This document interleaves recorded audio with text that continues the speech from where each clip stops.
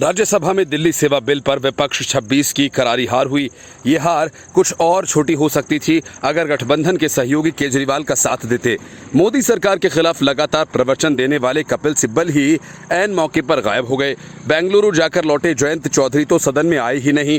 तीसरे राज्यसभा के उपसभापति हरिवंश जो ठीक मतदान के वक्त आसन पर बैठ गए और नीतीश कुमार का एक वोट कम कर दिया। इस तरह से विपक्ष के 3 सांसदों ने केजरीवाल का साथ नहीं दिया। अब जयंत चौधरी के गायब होने को लेकर चर्चा तेज है।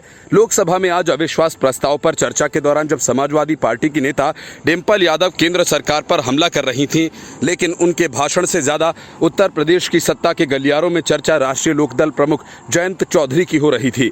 दिल्ली को अधिकार दिए जाने को लेकर संसद में पेश किए गए बिल पर चर्चा और वोटिंग हुई। आम आदमी पार्टी समेत विपक्ष के बने नए संगठन से जुड़े सभी सियासी दलों ने अपने सांसदों और राज्यसभा सांसदों की संसद में मौजूद रहने को लेकर व्हिप जारी किया था।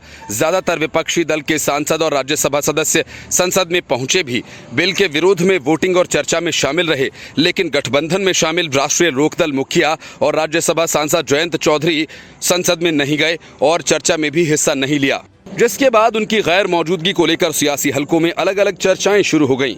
जयंत खेमे की तरफ से सफाई सामने आ रही है कि निजी कारण से वे संसद में नहीं पहुंचे, लेकिन सियासी हलकों में एक बार फिर कयास लगाए जा रहे हैं कि जयंत ने ऐसा कर कहीं बीजेपी की तरफ ना सॉफ्ट कॉर्नर तो नहीं दिखाया, क्योंकि विपक्ष की पटना बैठक में भी वे निजी कारणों से शामिल नहीं हो सके थे। दरअसल चंद दिन पहले आरएलडी की बीजेपी के साथ 2024 को आम चुनाव के मद्देनजर गठबंधन किए जाने को लेकर खिचड़ी पक रही थी।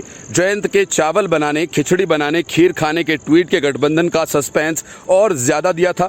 एक बार फिर कयास लगाए जा रहे हैं कि जयंत ने ऐसा कर कहीं बीजेपी की तरफ अपना सॉफ्ट कॉर्नर तो नहीं दिखाया है। जब ट्वीट के कई दिन बाद एक जयंत चौधरी और उनकी पार्टी की तरफ से बीजेपी संग गठबंधन की चर्चा पर चुप्पी साध रखी गई। बेंगलुरु के विपक्षी दलों की मीटिंग में जाते वक्त जयंत चौधरी ने तस्वीर साफ कर दी थी और कहा था कि आरएलडी विपक्ष गठबंधन के साथ रहेगी। लेकिन राज्यसभा में विपक्ष की प्रतिष्ठा से जुड़े दिल्ली के बिल को राज्यसभा में रोकने के लिए जयंत के गैर हाजिर रहने से एक बार फिर आरएलडी और बीजेपी की नजदीकी की चर्चा को हवा मिलती दिखी। हालांकि आरएलडी का कोई नेता इस पर कुछ भी बोलने को तैयार नहीं है। Bureau report, news of India.